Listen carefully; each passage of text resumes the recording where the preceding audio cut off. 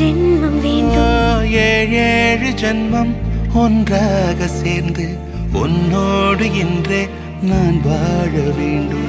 காலம்